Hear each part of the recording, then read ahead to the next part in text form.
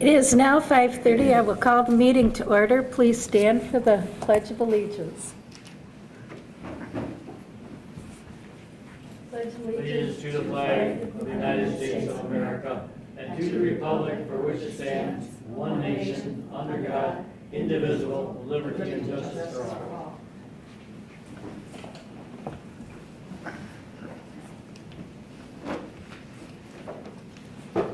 Eileen, will you please take the roll?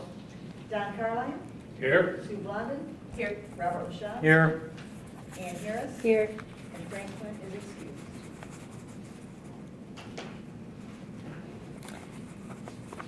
It is my honor to welcome Erica Trapp, Financial Analyst, HR, Assistant for the Bay County Library System. Erica, would you like to?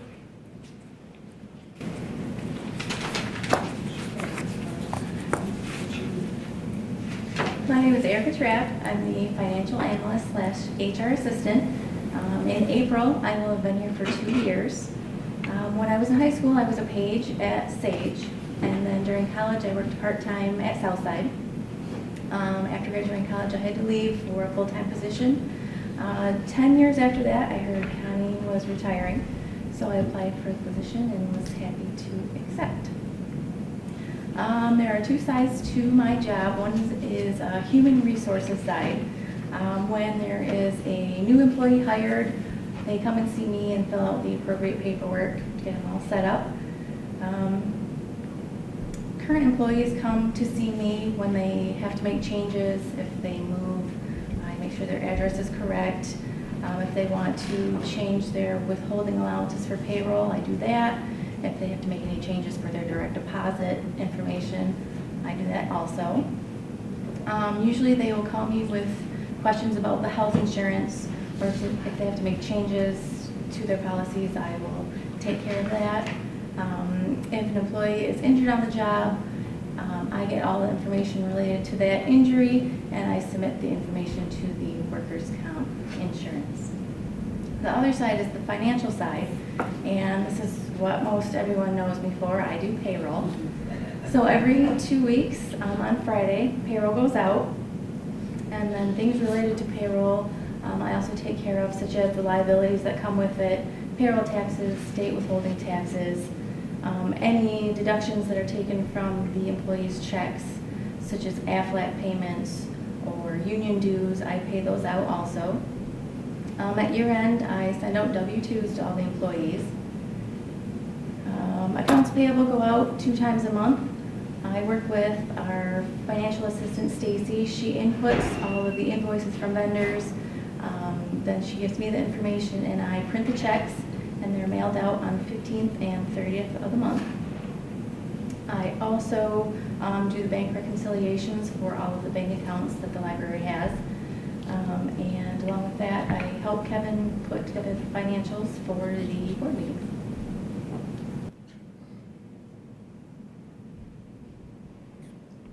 How'd you get interested in numbers? Because that's really what you deal with, and particularly in finance and just, are you a number person or always been one? Yeah, I've always been good at math. Was kind of my forte in high school, so I kind of figured that would be a good thing to go into. So I decided accounting would be best. I assume we have the ability for direct deposit to a bank account. Yes, that's how payroll is done. What's the ratio of those who take advantage of that compared All to the check? employees. All of It's them? mandatory, yes. All employees have to use direct I see. deposit. Yeah.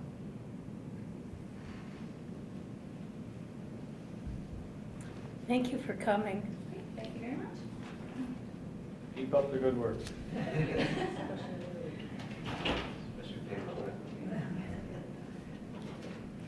Next, we have the minutes. Can I have a motion to approve the minutes of the regular board meeting of the January 27th, 2016? So moved.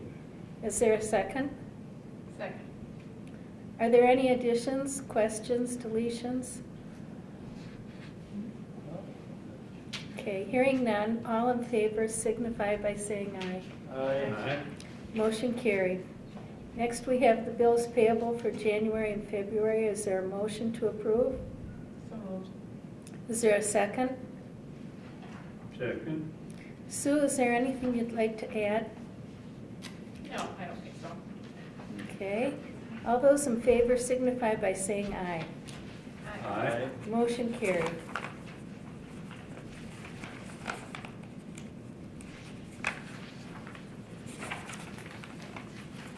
Next, we have the financial report for December 2015, January and February, and penal fine reports for January and February.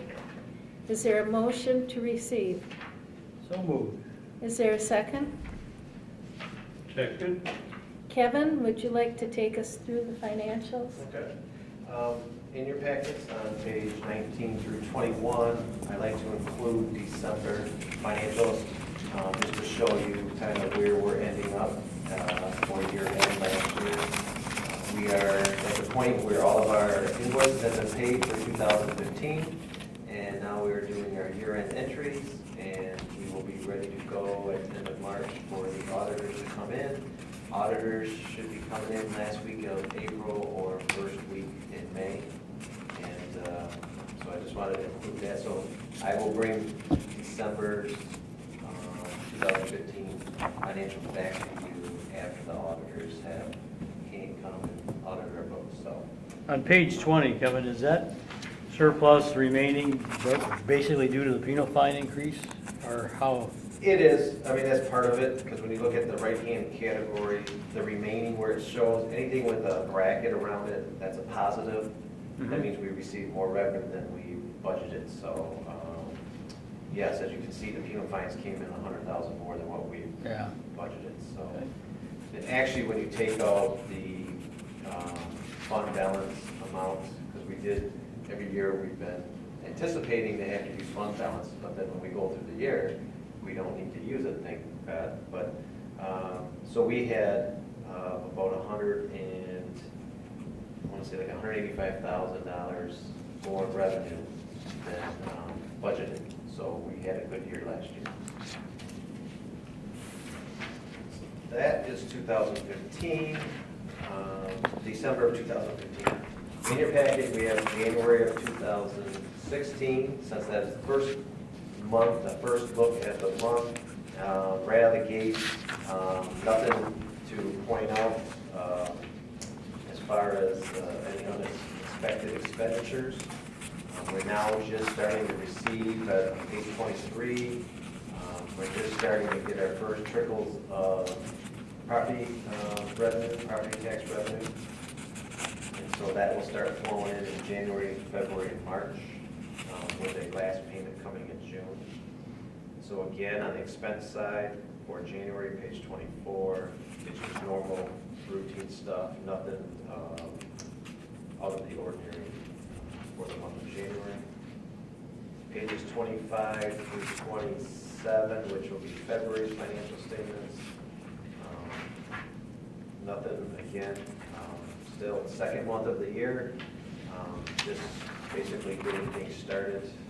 Nothing to report as far as unexpected expenditures that we have not anticipated. Page 28, which is penal fines. First 2 months of the year, we are $1,000 more received than budgeted. So as you can see, January we received $26,421. We are now budgeting $29,000 a month.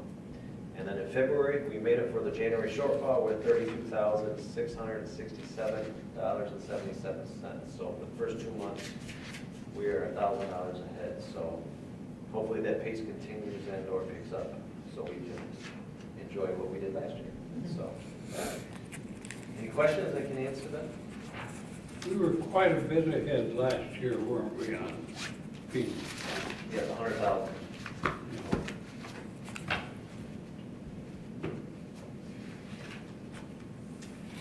Hopefully, they will begin to be bad. Yes, hopefully.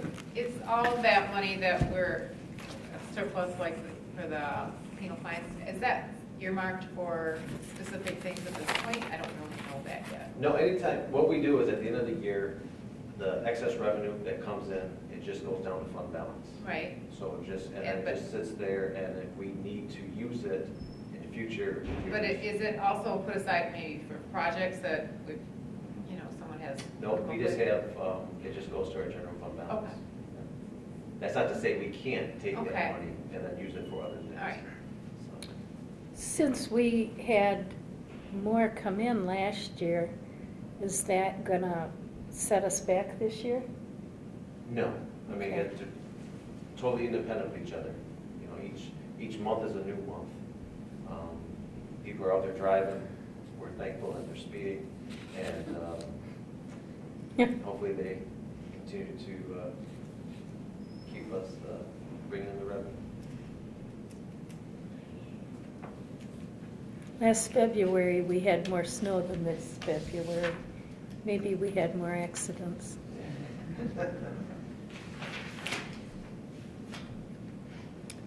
All those in favor of receiving the financial reports for December, January, and February, and the penal fine report for January and February, signify by saying aye. Aye. Motion carried. Next, we have the administration report for February and March. Is there a motion to receive both? So moved. Okay, is there a second? Second. Trish, would you like to take us through your report? Absolutely. There are two, so I'll be brief on each of them, but there are a couple of things that I would like to highlight. In the February 2016 report, I wanted to highlight the Give Local Day of Giving that the Bay Area Community Foundation is holding on May 3rd. It happened last year. We did not do it last year, but we are participating in it this year. And one of the things the Bay Area Community Foundation is doing for those of us who have funds there is they are putting aside a pot of money. So those of us who raise funds on that day will receive a percentage of a pot of money. So whatever we raise, we will receive more than what we raised. So it's a win-win on anything that we raise. We'll be doing more PR on that, have it in the newsletter, on the website, et cetera, and pushing that day of giving in our library community. And we would ask that the board do the same with all of your friends, compatriots, et cetera, that if they're thinking about giving money to the library, that day is the day to do it because we will receive extra funds as well. And we'll keep you updated on that. There is a memorandum of understanding in the packet, so you can see what that includes. It just needs my signature, but I wanted to show it to you so you know what it looks like. I did also want to mention Zinio, which is the new magazine database that we have available on our website. So we have approximately 279 magazines available digitally now. So not only do we have ebooks that you can download, but we also have magazines as well. And I have to say it's pretty slick. It looks just like a magazine when you look at it. There are some interactive portions as well, and it's you can check out as many as you would like, so it's not a one title, one person checkout like the ebooks are. So it's really very easy. Moving to the March administration report, I did want to mention the Friends of the Library are a separate entity, but they were able to give us some really interesting things this year with their money, including book bags for all of the summer reading participants, pop-up tents for each of the branches that we can use for outdoor activities, a set of mini iPads for system programming that we're using for the kids primarily, but we can use them for adults as well. And also some digital equipment to film promotional pieces, especially for the teens. Linda Smith, our teen librarian, had asked for that, so she's going to be doing different book talks and promotional things for that, and then we'll use that for other items as well. And probably most importantly, an industrial popcorn machine, because we used to rent them quite often, and this one will pay for itself within a short period of time. We've already received a couple of reservations for branches to use it for the summer reading program kickoffs. I also wanted to mention the winter reading program final numbers. Those numbers were up in adults, children's, and teens, so we had a really good winter reading program this year. And the children's department will be discussing their portion of it tomorrow at their meeting and seeing how we would like to change that for next year. Also, one of the things that I reported on a couple of months ago was the fact that the Bay County Library System received a scholarship for 2 people to go to the Harwood Institute through the Michigan Library Consortium. And Kirsten, who's in the audience today, and I went to that last week and spent 2 days being overwhelmed by the Harwood method and how we're going to be doing community conversations. And I asked Kirsten here this evening to talk a little bit about that. We originally, I think both of us had kind of come in with some different ideas of what the method was and what we were going to be learning, and we came away with something slightly different. So I'll let Kirsten talk a little bit about her experience, and then we can answer any questions that you may have. Yeah, originally going in, I thought it was going to be how can we engage with different organizations in the community to work to, to show the importance of the library to the community and organizations and how we can work together. And what it ended up being was a totally different way of thinking about it, kind of outside the box. So it'll be really interesting going forward to see how this works, especially for a library system, because it's kind of outside of maybe some of our comfort zones with how we do things normally. So yeah, we're excited to get started with it. It's going to be a 9-month process, so we'll have phone calls that we make every so often with updates on where we're at, and we've already got some stuff on the books. So yeah, we're excited. Like, as we were overwhelmed, but we had a conversation just Monday and kind of calmed ourselves down. Could you give a concrete example of what exactly they're doing? Sure. What the Harwood method is, it's a turning outward method of community conversations, so that everything that you do in your organization is turned outward toward the community, and all of the decisions that you make for your organization are based on the community and what the community needs versus what you think the community needs. And the way they think you should find that out is through community conversations. All right. And Great. We are required or asked to do between 8 and 12 community conversations over the next 6 months. And those conversations will be with people that are library users, are not library users, but are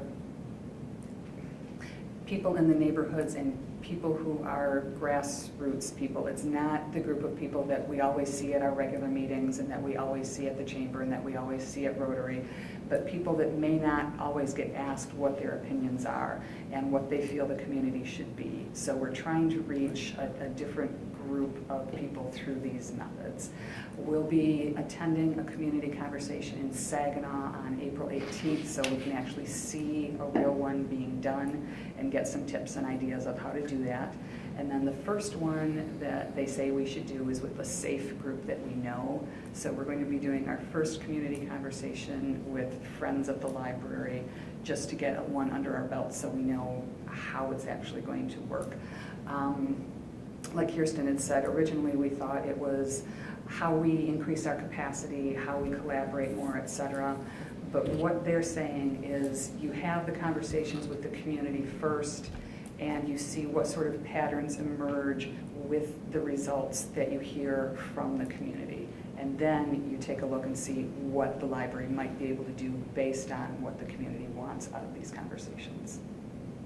So how many people will work with you guys to do this? Because that's a pretty big task when you. It is, and the community conversations, they say the size of those should be between 8 and 15 people, so they are relatively small conversation groups. Kirsten and I will be working together, obviously, and then we'll be asking different staff members to help us with that, because you need someone that actually spearheads the conversation. You need note takers. You need more than just the two of us to do all of these. Yeah. And we also will be doing some of this with the staff at our staff day in September and having small community conversations with the staff and finding out what they think the community, or what they want from their community. And then will you follow up by having like meetings and changes to incorporate those things?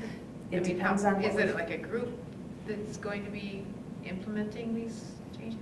It depends on what we find out. I know it's Kind of nebulous. kind of, that's exactly Yeah. the word that we were seeing, because we were thinking, oh my goodness, how do we do this, and what do we do when we get that?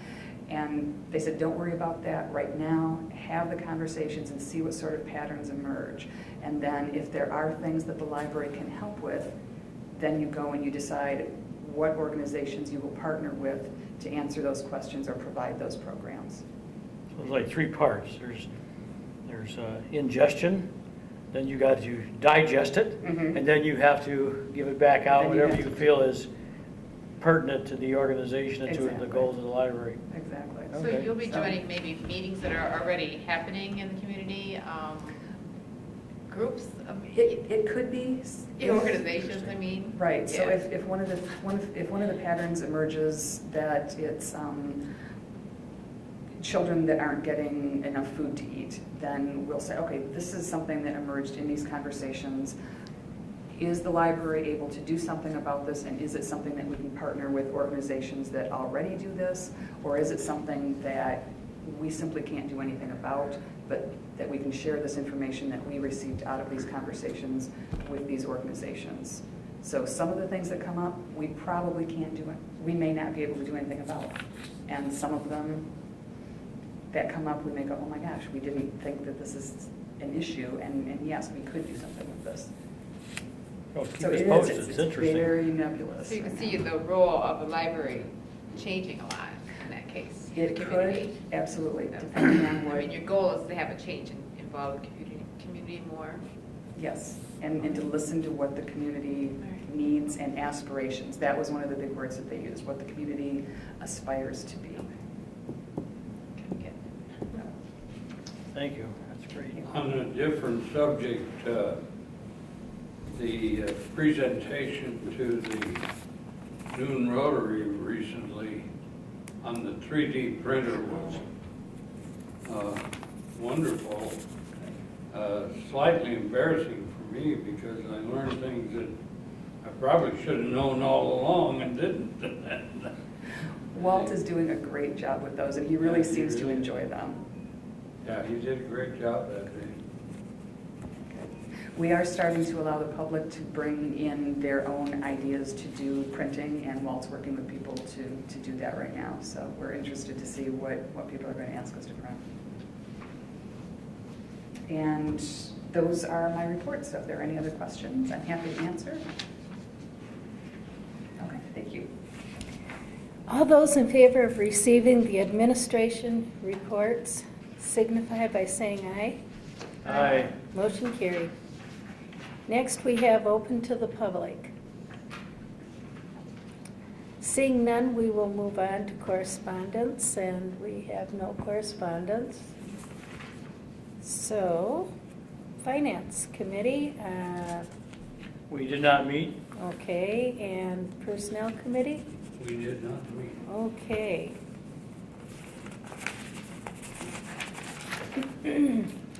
Next, we have any unfinished business, and seeing that we have none, we'll move on to new business.